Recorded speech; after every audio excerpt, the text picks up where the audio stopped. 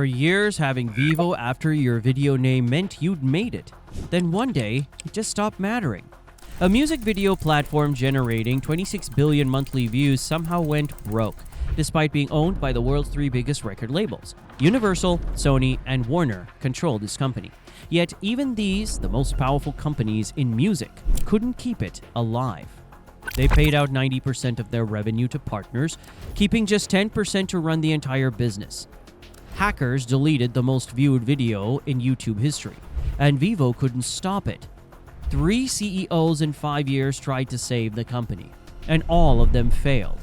This is the story of how the music industry built a video empire, then watched it crumble because they couldn't stop fighting long enough to beat YouTube. And if you think that sounds like corporate dysfunction at its finest, hit that like button. Subscribe too, because Money Legends has plenty more business disasters coming your way. In 2009, most record labels were still fighting music piracy, but a few executives had a different idea. What if they became the pirates' biggest competitor? Doug Morris was CEO of Universal Music Group. He watched his grandson sit on YouTube for hours watching free music videos. They were getting millions of views. YouTube were making a fortune from ads, and record labels got almost nothing. At the time, the music industry was hemorrhaging cash from collapsing CD sales and rampant piracy. Something had to be done.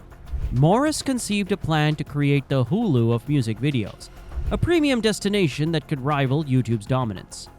On December 8, 2009, VEVO officially launched as a joint venture between Universal Music Group and Sony Music Entertainment. EMI signed a licensing deal while Abu Dhabi Media invested capital. The catalog included thousands of professional music videos from Lady Gaga, Taylor Swift, Rihanna, and Jay-Z. All the biggest names in music were represented. The promise was simple. Higher quality ads meant better revenue for labels. Professional branding would set them apart from YouTube's chaos. Here's the clever part though. VEVO Music would appear on their own website and apps, but also on YouTube itself.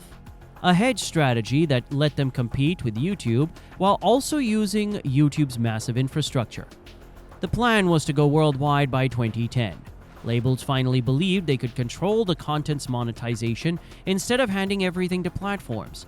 YouTube was hesitant at first, but they needed the major labels' content too badly to refuse. So they agreed to let VEVO videos appear on YouTube with VEVO branding intact. The music industry finally had a plan to take back control, but their success would depend on cooperation between rival labels who'd spent the last few decades trying to destroy each other. Despite the obvious challenges, VEVO launched with tremendous momentum. For the first time in years, the music industry felt ahead of the tech curve. Within months of launch, VEVO became the third largest video website in America, and unlike YouTube, 100% of their content was actually legal. The first-year numbers were huge, 55 million monthly unique visitors in the United States alone. By 2012, VEVO was generating more than 1 billion views per day globally. Peak performance hit 26 billion monthly views, with the catalog expanding to over 330,000 professional music videos across every major genre. VEVO's badge became the verified checkmark before verified checkmarks even existed. Artists without it looked legitimate, and independent musicians begged for VEVO distribution just for the credibility. Revenue exploded from $150 million in 2011 to $650 million by 2017. VEVO had become America's top destination for music videos. Record-breaking premieres from Beyoncé, Adele, and Drake crashed their servers repeatedly. Worldwide, the brand became synonymous with official music videos. Advertising rates commanded premium prices compared to regular YouTube videos because advertisers trusted the VEVO name. Partnership discussions started with Apple, Spotify, Facebook, and major TV providers. Everyone wanted a piece of VEVO's success. Rio Carafe, the founding CEO, became a music industry hero. Internal projections suggested VEVO was up an upward trajectory, and everyone who worked there believed they were building the future of music video. Imagine working at VEVO in 2012. Every day you're uploading videos that gets tens of millions of views, working with the biggest artists in the world. Everyone's telling you this company is going to be worth billions. The energy was electric. The momentum felt unstoppable. For a brief moment, the music industry seemed to have figured out how to win in the digital age. Labels were making money, artists were getting exposure, and advertisers were paying premium rates. VEVO had billions of views and hundreds of millions in revenue. But there was one problem that would eventually destroy them. 90% of their traffic came from YouTube. VEVO's own website and apps never gained real traction. Most users weren't even aware VEVO had a standalone website, and the majority of views happened on YouTube. Think about that for a second. All this branding, all this investment, and people were still watching on YouTube. YouTube controlled everything that mattered. The algorithm, the recommendations, the revenue split. All the user data belonged to them, and VEVO was just along for the ride. VEVO couldn't build direct relationships with fans because of their complete dependency on YouTube's infrastructure. Worse, all that VEVO branding was actually making YouTube stronger in the eyes of consumers. Every view with a VEVO badge told viewers that YouTube was the place for premium music content. YouTube even threatened to build their own music video service, which would have destroyed VEVO overnight. The standalone website had a clunky interface with poor user experience. Users had zero reason to leave YouTube when VEVO videos were already available there. Product launches required approval from multiple competing labels. Universal and Sony fought over product direction constantly, which paralyzed any attempt at innovation. Web designers spent months building features that got killed by label disputes. Engineers left for actual tech companies where they could ship products without political warfare. Jason Nugent, a web designer, watched projects he'd worked on for months get scrapped because executives couldn't agree. Despite massive view counts, actual profit margins were razor thin. Internal strategy documents called this profitless prosperity, a perfect description of their impossible situation. One senior label executive later admitted something damning. The dream was to create real competition for YouTube. In the end, we just handed them more power. VEVO had built their entire empire on someone else's land, and the landlord could evict them whenever they wanted. What's wild is, they were paying out roughly 90% of every dollar they made, which left them only 10% to run the entire operation. This is after YouTube took their cut. Let's break down where the money actually went. Advertisers paid VEVO for ads on music videos. Then YouTube took their platform fee first, around 45% right off the top. Of what remained, VEVO kept only 10%, while the rest of the money went to record labels and artists. VEVO had tighter margins than even Spotify. Every dollar earned broke down like this: 45 cents to YouTube, 50 cents to labels and artists, just 5 cents to VEVO. With this small sliver of revenue, VEVO had to cover salaries, technology, marketing, and office space. Everything required to run a tech company on pennies per dollar. Despite massive revenue growth over the years, profit margins remained essentially zero and sometimes went negative. The company was drowning in red ink despite generating billions of views monthly. The labels fought any attempt to renegotiate the revenue split. Warner joined in 2016 but demanded the same terms as Universal and Sony, offering no flexibility. Meanwhile, artists complained they weren't seeing significant VEVO payouts either. The money was disappearing into a black hole of fees and splits that nobody could properly explain. YouTube's own music ads were just as effective as VEVO's and cheaper for advertisers. VEVO's premium positioning meant nothing if the results were identical. Even with 26 billion monthly views and hundreds of millions in revenue, VEVO was broke because the numbers simply didn't work. You can't build a sustainable business when you keep 10% of revenue. You especially can't do it when your biggest partner is also your biggest competitor. The fundamental business model was unsustainable from day one, but everyone just pretended it would somehow work itself out. They were catastrophically wrong. The revenue structure that seemed fair to label was actually a slow-motion execution. VEVO was burning money it didn't have while making everyone else rich. Between 2014 and 2017, VEVO went through 3 CEOs.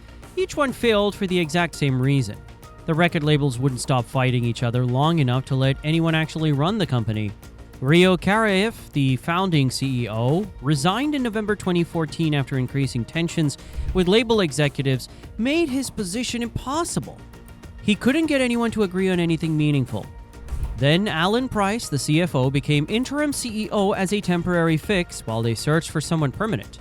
Nobody thought he'd actually last in the role, and he didn't. 2015 brought Eric Huggers as the new CEO with big plans to diversify beyond YouTube, launch a subscription service, build better apps, take control of their destiny, and stop being dependent on a competitor. But every major initiative required approval from both Universal and Sony. and the two labels had fundamentally different visions for VEVO's future. They killed each other's ideas on principle rather than compromise. Warner joined in August 2016 without taking equity, but still wanted equal say in all decisions. Now there were three labels fighting instead of just two. Product development ground to a complete halt as label politics killed everything ambitious. A former VEVO product lead later said, "Once the labels started fighting, it was just impossible to ship anything big." December 2017, Eric Huggers resigned after just 2 years because he couldn't overcome the dysfunction. The job had become impossible for anyone. Alan Price returned as interim CEO for the second time. Nobody wanted the permanent job anymore after watching what happened to the last guy. Strategic paralysis set in completely across the organization. Employee morale collapsed as people watched their company die in slow motion. Everyone knew how the story would end. Universal wanted one thing. Sony wanted another. Warner wanted something else entirely. The CEOs were just referees in a fight they couldn't possibly win. While VEVO's leadership argued over direction, the world moved on without them. Streaming was taking over. YouTube was dominant, and nobody needed VEVO anymore. Then on April 10th, 2018, the most viewed video in YouTube history was suddenly deleted. Louis Fonsi's Despacito, with over 5 billion views, gone in an instant. Hackers calling themselves ProSox and Kuroish had gained access to VEVO's YouTube channels. Despacito had just surpassed 5 billion views days earlier, and now it had vanished from the internet. Dozens of other major videos from Taylor Swift, Drake, and Shakira were also defaced or renamed. Video thumbnails were replaced with masked figures holding guns in a brazen display of control. The breach lasted several hours while VEVO's own security stood helpless. They had to wait for YouTube to step in and save them from their own crisis. This publicly demonstrated VEVO's complete dependency on YouTube for everything. Extensive news coverage across the globe made the humiliation very public. Things didn't look much better behind the scenes either. VEVO's finances were catastrophic with mounting quarterly losses and no end in sight. Nobody could identify any path to profitability that made mathematical sense. Negotiations with Spotify and Apple to license VEVO content had both failed spectacularly. Nobody wanted to pay for content they could get directly from labels, rendering VEVO's value propositions basically worthless. On May 24, 2018, VEVO announced the shutdown of their consumer website and apps. Employees found out via a leaked email before the official announcement went out. No warning, no preparation, just a sudden message that their company was shutting down. The announcement admitted defeat in plain language. Can't compete with YouTube, so became YouTube's vendor instead. The independent platform dream was officially dead. In just 6 weeks, VEVO went from trusted name to cautionary tale, hacked, humiliated, and reduced to just another YouTube content partner with a fading brand. Today, VEVO still exists as a brand label on YouTube videos that fewer people recognize each year. They shut down all consumer products in 2018. Here's what VEVO's collapse teaches us about the tech industry. Content alone isn't enough, even when you own the world's best content library. Even the most powerful media companies fail when they ignore technology fundamentals and let internal politics destroy execution. VEVO had the world's biggest music catalog, the most popular artists on the planet, and billions of views every single month. None of it mattered in the end because the foundation was rotten. They built their entire empire on someone else's platform and became servants to the very company they tried to compete with. A strategy that was doomed from the start. But what do you think? Could VEVO have survived if the labels had actually worked together? Drop your thoughts below. If this story fascinated you, hit that subscribe button because we've got more brilliant business disasters coming your way very soon. Watch the next video here. We think you'll find it interesting to say the least.